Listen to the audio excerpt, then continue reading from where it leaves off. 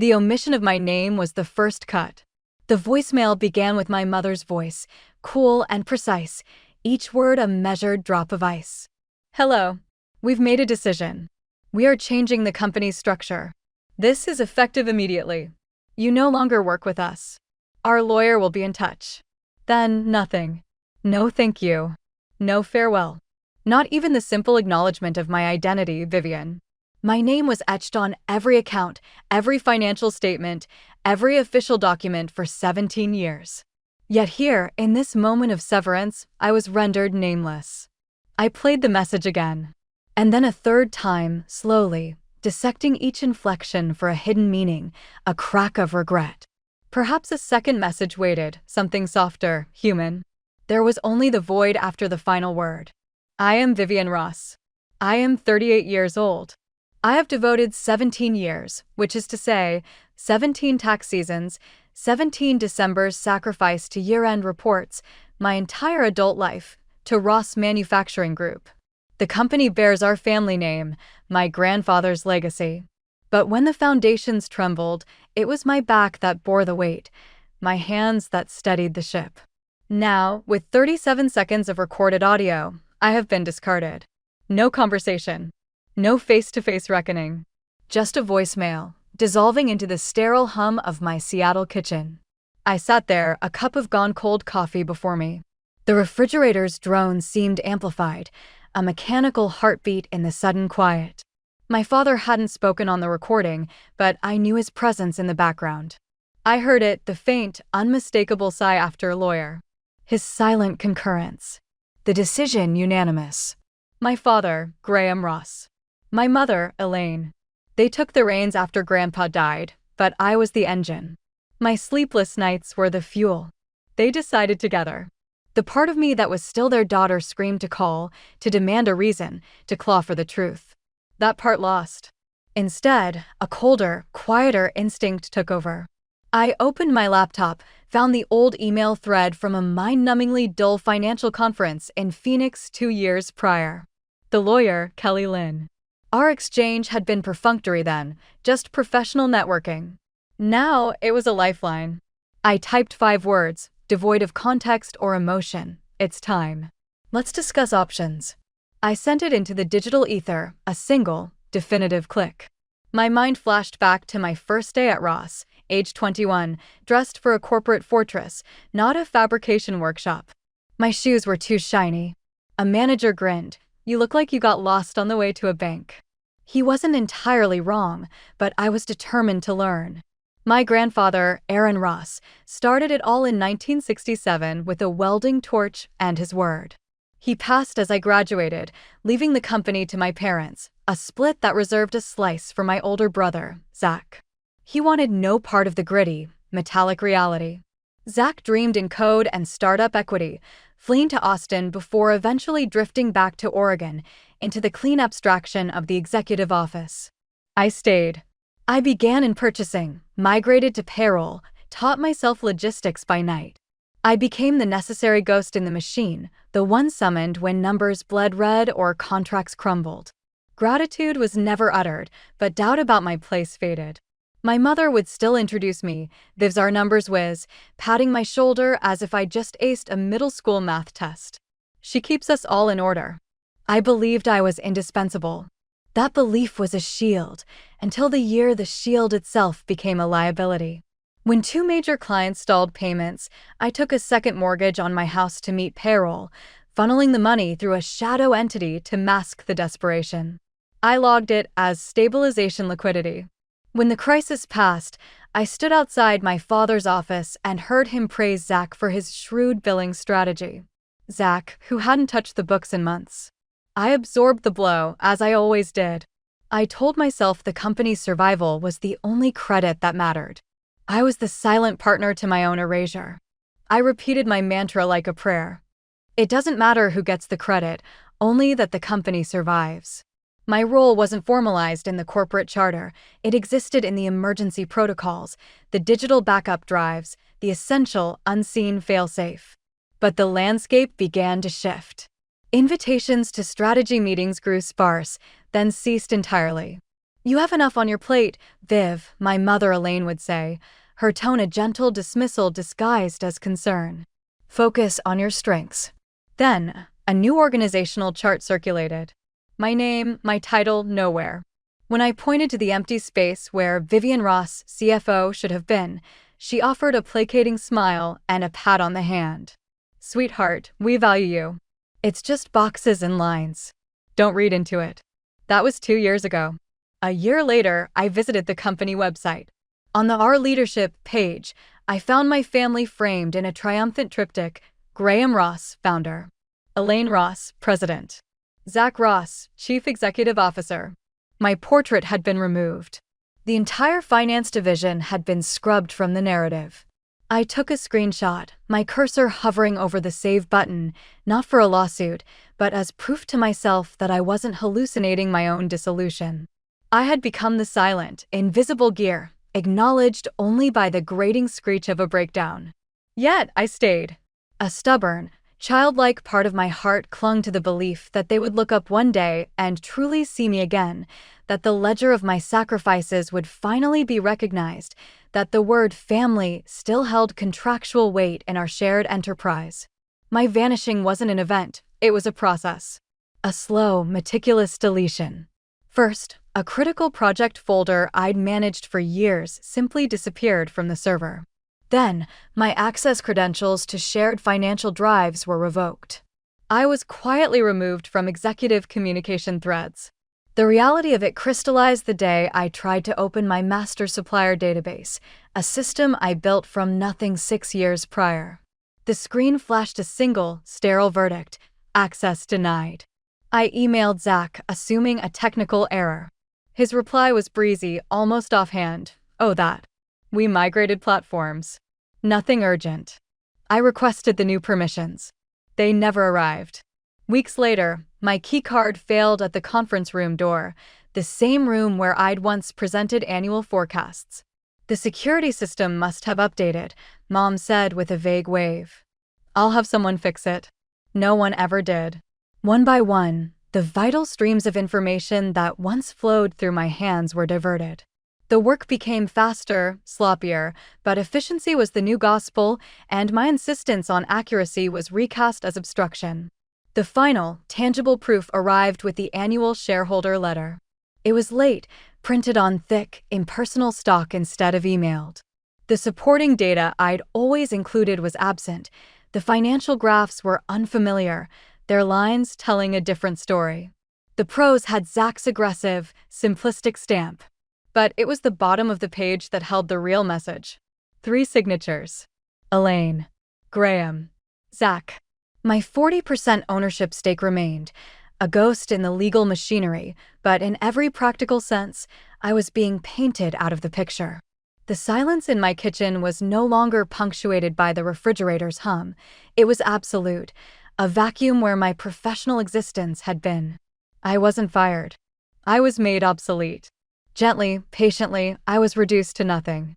I considered confronting Elaine. I envisioned saying, "You told me I was the glue." But the opportunity for that conversation was stolen when I accidentally saw an email notification, a BCC to the legal team regarding the final restructuring approval. I wasn't on the recipient list. I was its subject. At the bottom of the attached document, above the digital signature line, was her name, Elaine Ross, President. Mom. The woman who had once cradled my head as I wept from exhaustion after a disastrous quarter, murmuring, "Viv, we'd be lost without you." That same hand had now signed the order that rendered me surplus. The document didn't need to spell it out. Its message was clear. You are no longer needed. I offered no response. Not to the formal documents, not to Zach's follow-up email, not even to the original voicemail. What words could possibly bridge that chasm? Did you forget about me? Would have been a kindness. Forgetting implies an accidental lapse. This was no accident. This was a deliberate, meticulous erasure. The distinction was everything. For a handful of days, I simply waited, a ghost haunting my own life, governed by the old muscle memory of expectation. A pathetic, hopeful part of me anticipated a knock, a phone ringing with a stammered apology, a revelation that this was all a terrible administrative error to be corrected with relieved laughter. No one came. And in that profound stillness, something within me realigned. It wasn't a dramatic rupture, but a final, quiet click like a door sealing shut in a soundproof room. The atmosphere itself changed. The waiting was over. I opened my Gmail and navigated to a buried thread from 2 years prior, the Phoenix Financial Strategies Conference. The memory was a blur of bad coffee and carpeted walls. But there I'd met Kelly Lynn. Her firm specialized in discrete transitions, guiding private equity through complex, often messy, corporate acquisitions. Our exchange had been professional courtesy, a business card accepted and filed away with vague potential. Now, that potential was the only tool I had left. I composed a new email. 5 lines, stripped bare of sentiment or context. Kelly, I'm ready to discuss my 40% stake in Ross Manufacturing. Changes have occurred within the company. Please advise when you're available to talk. Vivian Ross. Her reply landed in under an hour. Understood. We'll assemble a team. This will be quiet. The phrase resonated deep in my bones. This will be quiet. It was the perfect antonym to their brutal, voicemail silence. Theirs was a silence of dismissal, of void. This would be a silence of strategy, of execution. I was finally learning to speak their language, but I would use it to write my own ending. While they had been busy painting me out of the picture, I would now carefully, deliberately, remove myself from the canvas. Not for revenge. Not for a dramatic courtroom scene. For a clean, permanent departure. On my terms. I began the archaeological dig into my own career. I gathered every email, every inter-office memo, every digital transfer trail. I pulled old accounting entries from deprecated software and resurrected backup drives.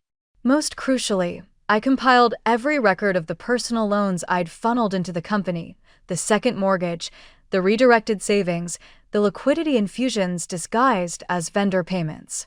It was the definitive archive of all they had chosen to forget, my value, my sacrifices, my financial lifeblood keeping the heart of Ross beating. My dining table transformed into a command center. Folders swelled with color-coded evidence, spreadsheets, PDFs, bank statements, a 17-year chronicle of devotion now repurposed as a ledger of grievance. I worked through the nights, the persistent Seattle rain a fitting soundtrack. I felt no burning anger. Instead, a profound, chilling clarity settled over me. This was the final audit. I was balancing the books, not for Ross Manufacturing, but for Vivian Ross. The client and the accountant were finally the same person. Kelly and her team absorbed the dossier. Our conversations were clinical, focused on deal structures, valuation models, and buyer profiles who specialized in corporate transitions, a polite term for extracting value from family businesses tearing themselves apart. The guiding principle was discretion. A quiet, legal, surgical exit. I told no one. Not a friend over wine, not my former assistant with a sympathetic ear. They had distilled my 17 years of labor into a 37-second monologue. I would let their own chosen medium, silence, become the arena. And in that arena, their silence would meet mine. I would ensure theirs became the more expensive one. We didn't meet in a boardroom or a firm's office. Our summit was held in a quiet corner of a Bellevue restaurant. The mist over Lake Washington blurring the Seattle skyline. No briefcases were opened, no documents displayed. There was only a pot of tea and the quiet hum of intent. The man across from me, Sean Meyer, wore a soft gray sweater and an air of unflappable calm. He spoke in measured tones, without flourish.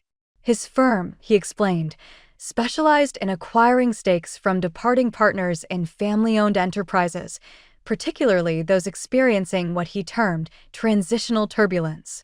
I supplied my own, more accurate term, betrayal. Kelly had arranged this.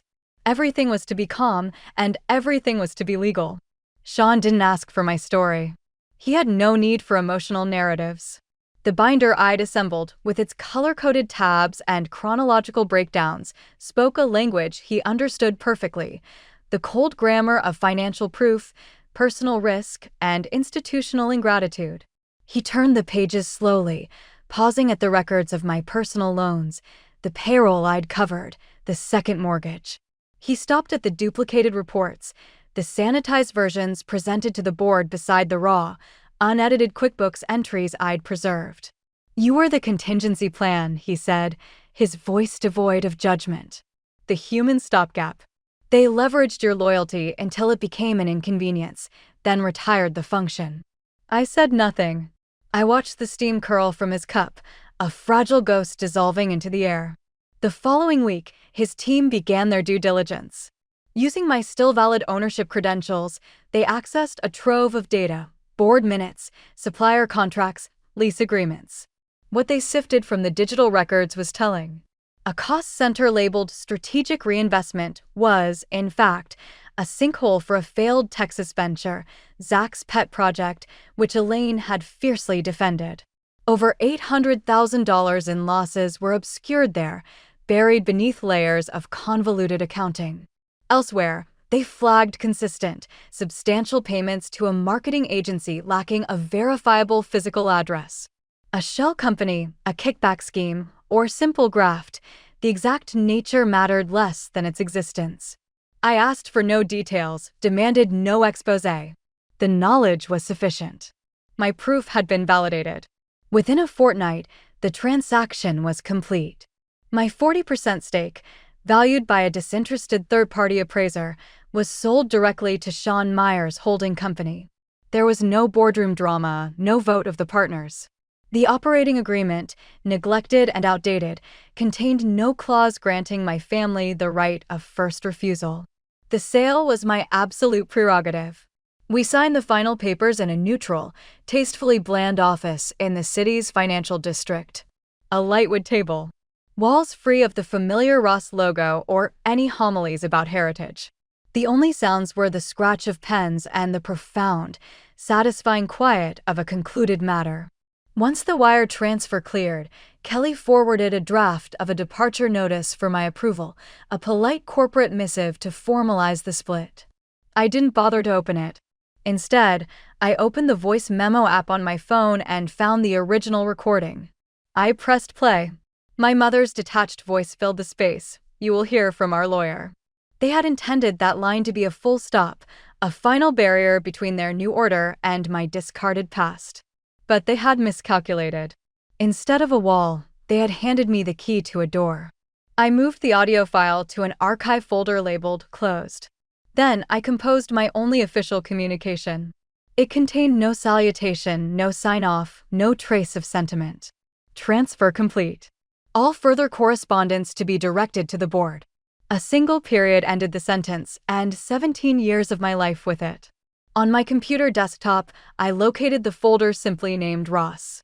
For the first time since I'd created it, I right-clicked and selected Close. I did not press Save. The first call pierced the quiet at 6:12 a.m. I watched the screen illuminate, my brother's name flashing like a distress beacon. I let it ring out. The second call I swiped away. By the time I finished my first cup of coffee, the notification showed 16 missed calls. The tally climbed to 47 by noon. By the following morning, 72.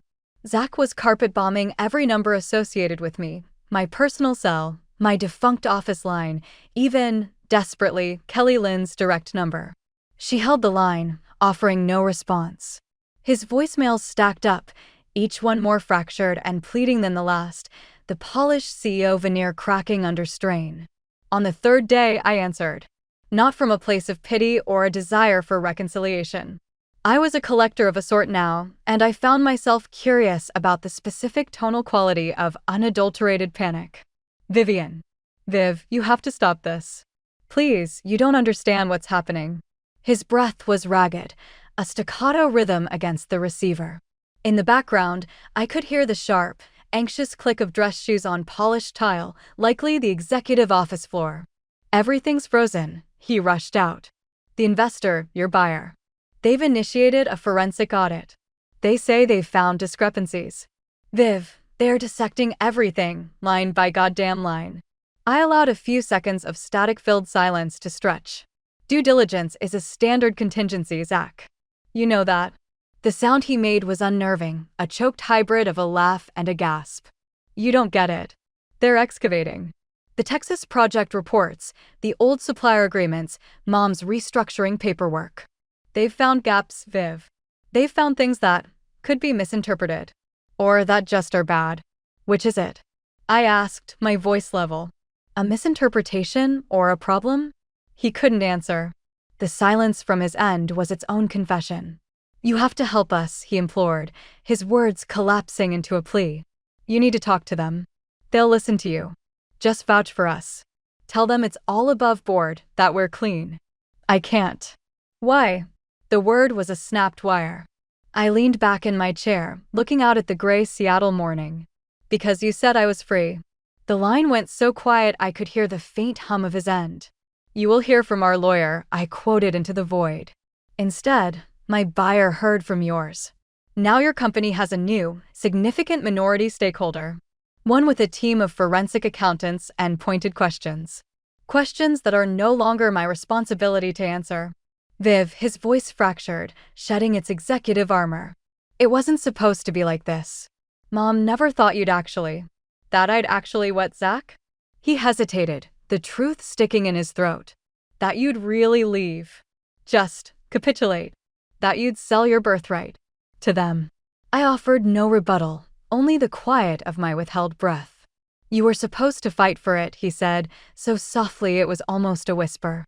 I paused. For one fleeting, prismatic second, the decades fell away.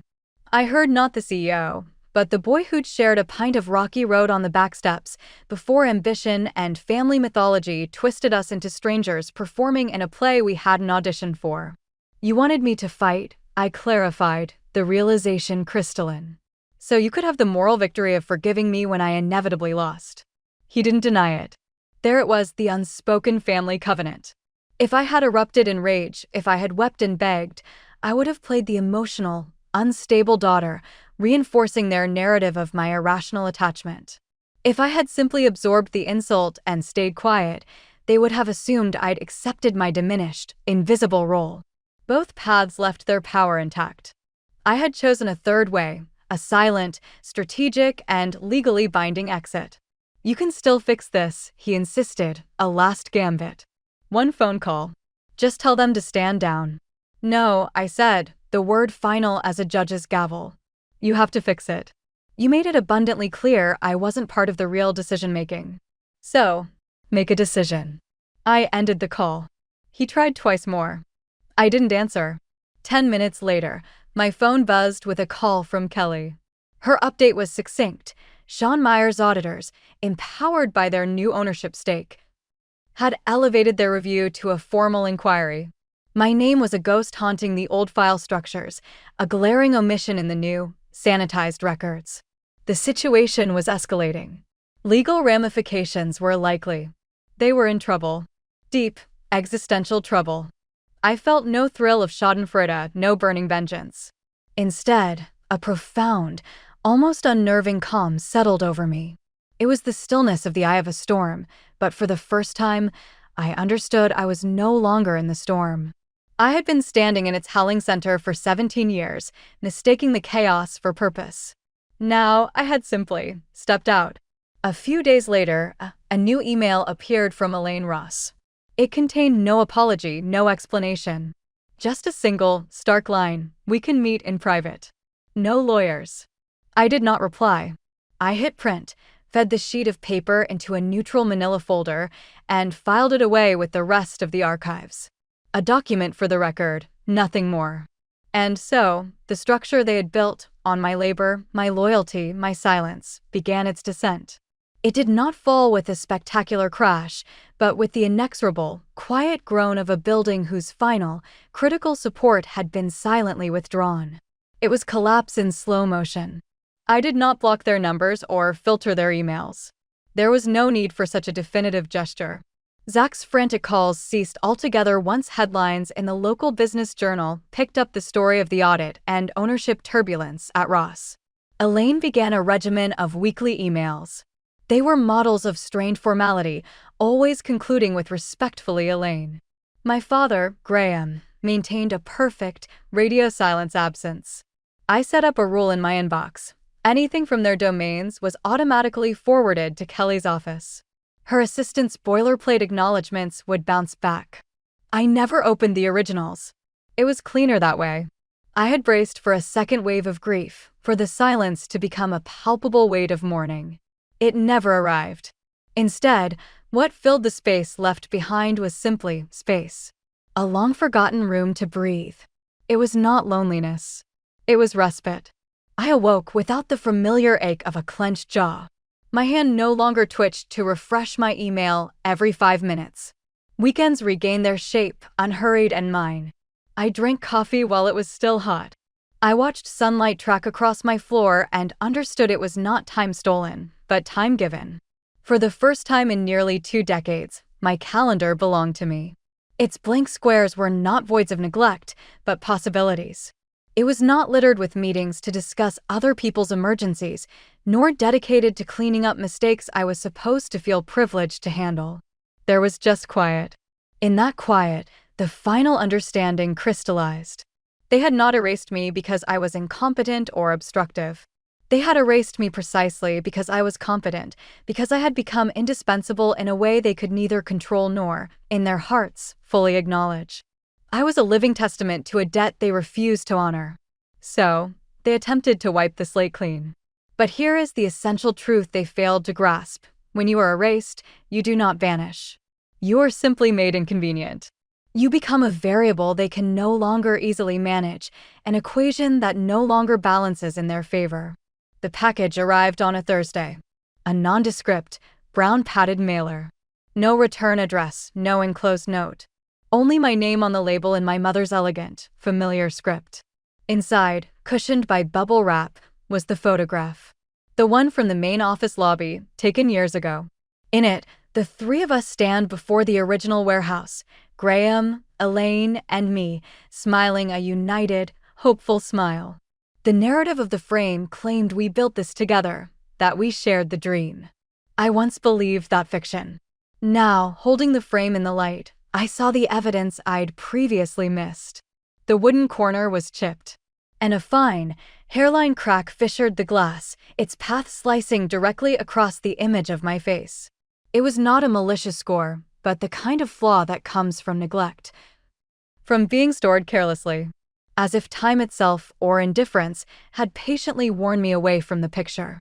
I did not repair the frame. I did not place it on my shelf for display or solace.